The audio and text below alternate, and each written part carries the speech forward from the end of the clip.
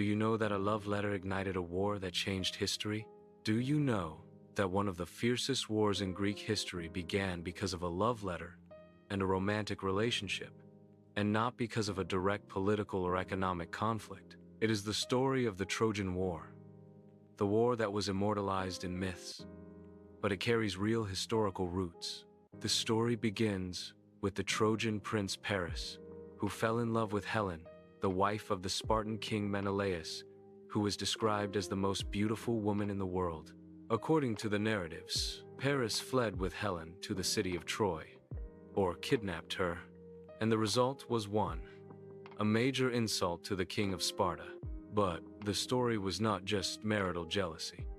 In that era, honor and royal alliances were more important than anything else. Helen's disappearance was an indirect declaration of war on all the Greek kingdoms allied with Sparta. Menelaus gathered his brother Agamemnon, the king of Mycenae, and summoned the greatest warriors of Greece, such as Achilles and Odysseus, and thus, a huge fleet moved towards Troy to begin a war that lasted nearly 10 years.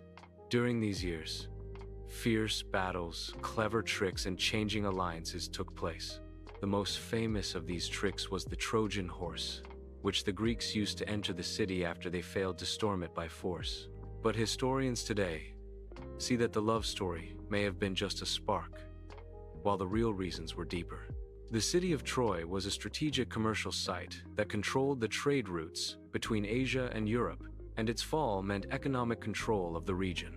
Thus, a romantic story turned into an epic cover for a huge political and economic conflict.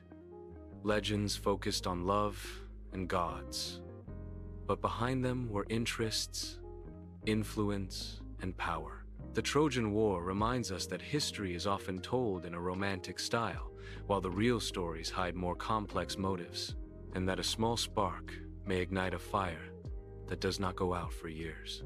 Did you know? Sometimes, wars do not start because of hatred, but because of love.